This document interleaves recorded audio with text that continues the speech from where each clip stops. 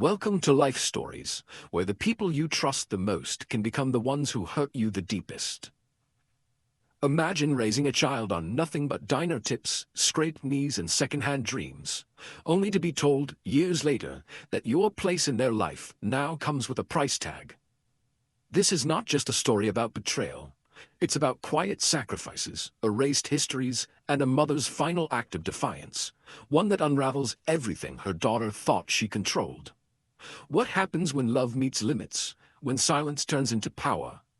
Stay with us, because what begins as a picture-perfect beach wedding ends in a reckoning no one saw coming, and it all starts with 4 quiet words whispered into the sunset.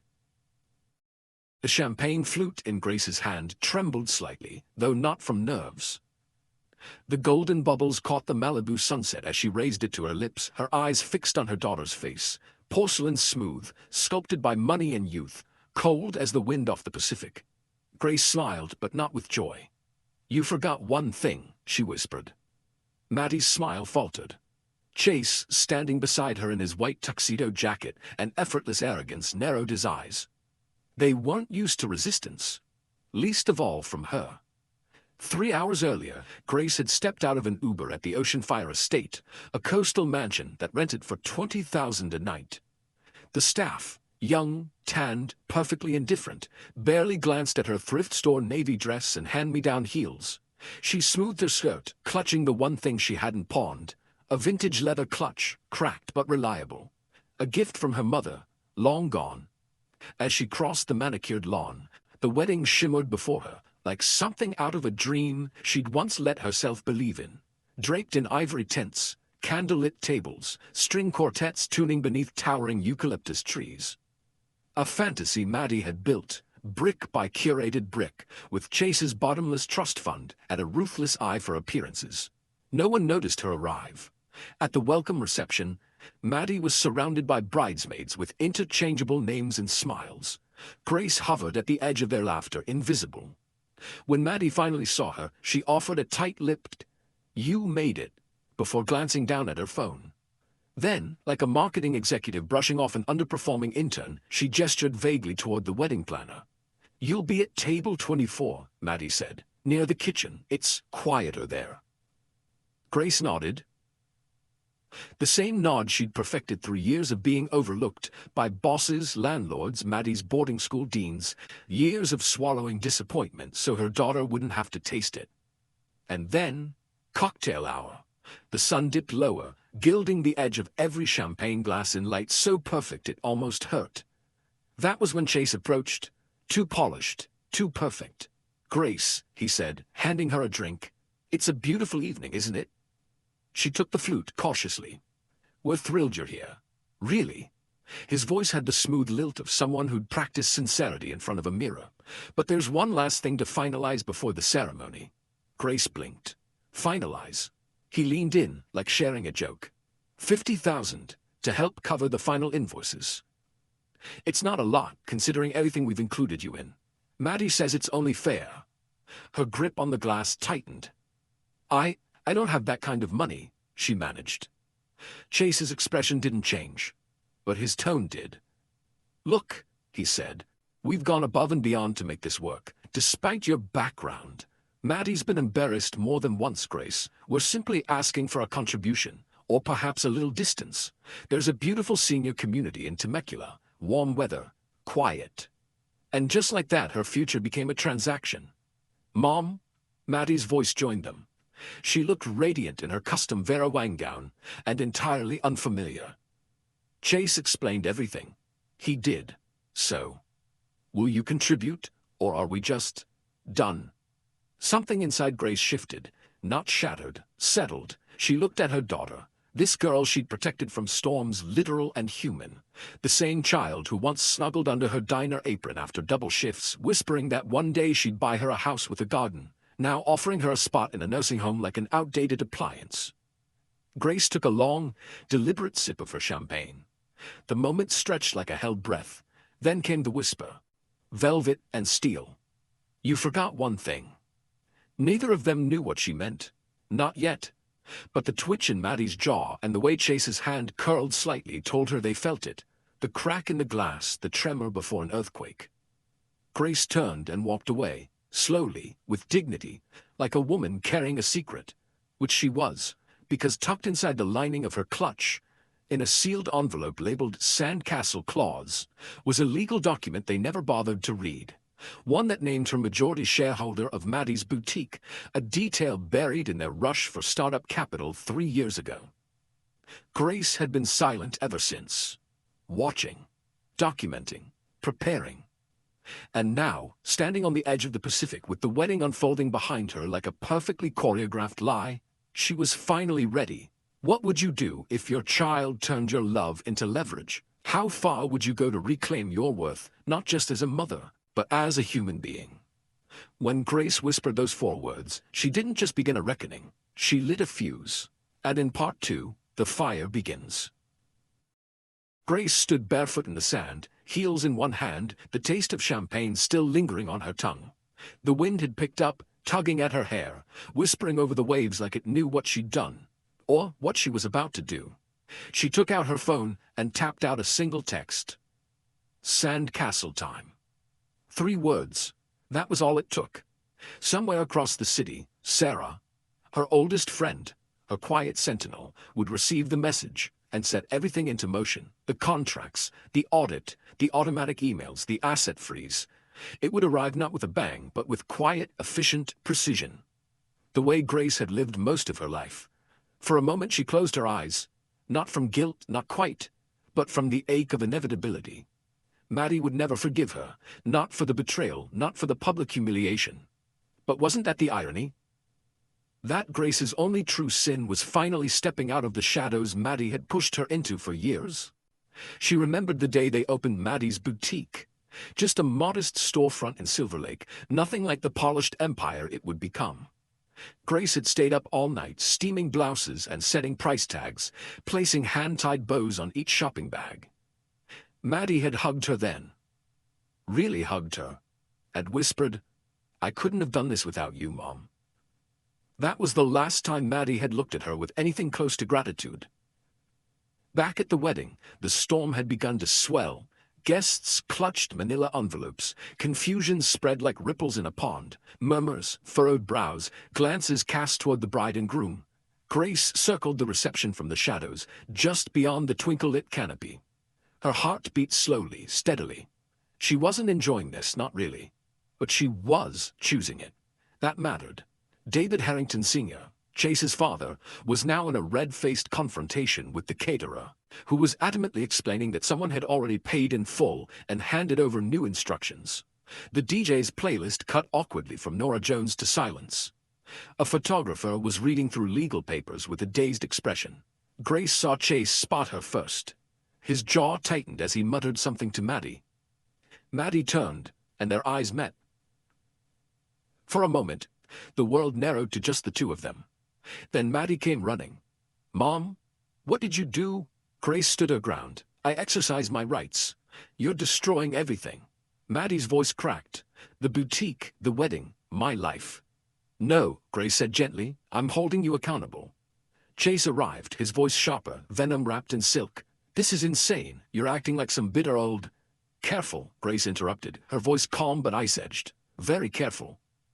He paused, calculating. But he wasn't as good at hiding panic as he thought. His pupils were too wide. His hand, twitching near his hip, betrayed him. He'd built his whole life on image, on charm, on people doing what he expected. He'd never expected her. "This is extortion," he hissed. "No," Grace said again. "This is consequences." Maddie stared at her mother like she was someone she didn't recognize. Maybe she didn't. Maybe Grace had let herself disappear for too long, in overtime shifts, in ironed uniforms, in applause from the back row. Always support, never spotlight. "You raised me to fight for what I wanted," Maddie said, voice breaking, "and now you're tearing it all down." "No," Grace replied, and for the first time, her voice trembled. "I raised you to remember who helped you build it. I gave everything, Maddie, and you erased me." A silence fell between them, not just awkward, cavernous, the kind you could lose a lifetime in. And then Maddie whispered, "You were supposed to give it. That's what mothers do." Grace flinched like she'd been slapped. Not because it was cruel, but because Maddie believed it. In that moment, Grace saw the truth. Her daughter wasn't evil. She wasn't malicious. But she was entitled. Raised in sacrifice but never taught to see it, to understand its cost. And that was on both of them. Her phone buzzed again. A message from Sarah. The boutique server's locked. All outgoing funds flagged. What now? Grace typed one word, hold. She wasn't done yet. Because in the swell of anger and heartbreak, a new feeling crept in. One she hadn't expected. Doubt. What if Maddie really couldn't recover from this? What if, in protecting herself, Grace had burned a bridge that could never be rebuilt? What if revenge, justified or not, turned into regret? She looked at her daughter, standing there with makeup smudged, veil twisted in the wind. Not a bride. Not a businesswoman. Just a girl still trying to win the world's approval. And maybe, still needing her mother's love. But needing love wasn't the same as deserving it. Grace turned away, walking toward the beach again.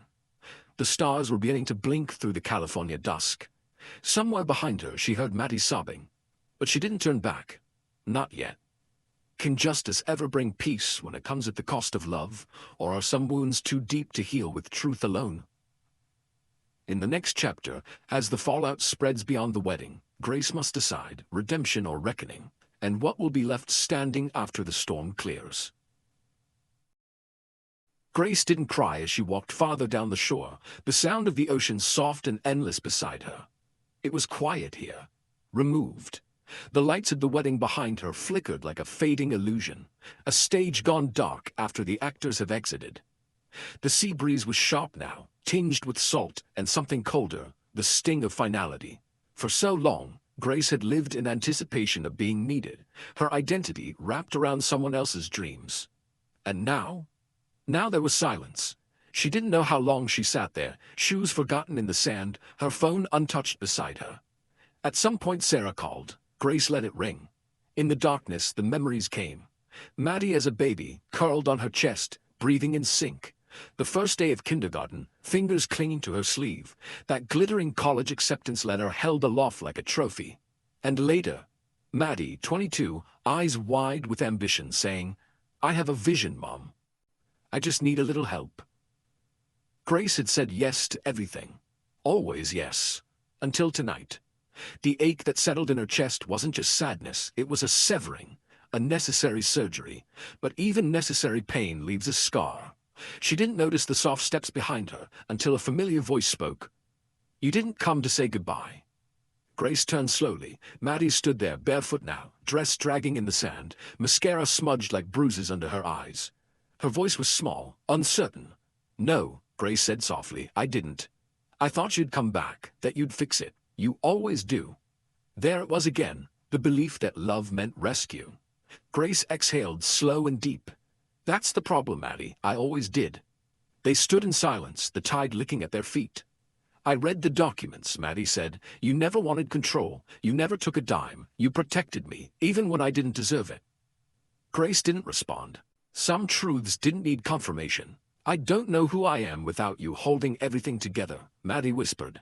"You're strong," Grace said, her voice trembling now, "and talented, but you need to learn how to be kind. How to see people, not just use them." "I know." Maddie's shoulders slumped. "I was awful, but I didn't know how to stop. With Chase, with the boutique, I just wanted to prove I belonged." "You do," Grace said, surprising them both. "But not with people who only love your shine. The right ones will love your shadow too." Maddie sank to the sand beside her mother. For the first time in years, they sat close without words, without roles, just two women trying to remember how to love without pain. Finally, Maddie asked, "What happens now?" Grace looked out at the moon's reflection on the waves. "The audit stands. The boutique will be paused until everything's transparent. You'll have to rebuild trust. With your investors, with yourself. And with you?" Grace turned to her. "That's not something you rebuild. It's something you earn back." Maddie swallowed hard. "Then I'll try. Every day."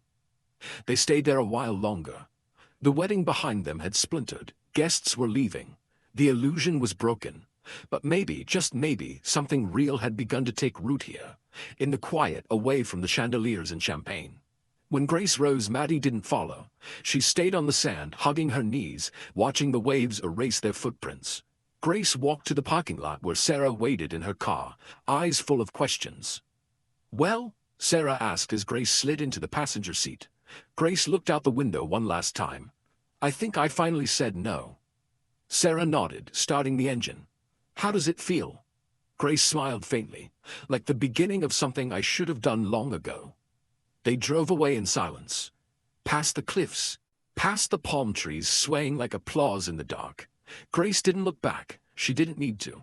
Some endings don't require a final glance. 1 week later, the boutique's doors remained closed. A sign hung in the window, temporarily closed for restructuring. But inside, a new plan was forming. Quiet, sincere, and on a small plot of land an hour outside the city, Grace stood beside Sarah in a vacant space that smelled of dust and sunlight. It wasn't big, it wasn't glamorous, but it was hers. "Still want to do it?" Sarah asked. Grace ran her fingers along the edge of the windowsill. "Yeah," she said. "This time, for women like me, who are always in the background, who deserve something just for themselves." Sarah smiled. "What'll you call it?" Grace paused, then smiled, tears pricking her eyes. The second bloom. She would still be a mother, always. But now she would also be something more, herself. How did this story make you feel? Did the ending surprise you, or feel inevitable in the best way? If this story moved you, comment 100 below. Let us know where you're watching from, and don't forget to share this story with someone who needs it. Thank you for watching Life Stories.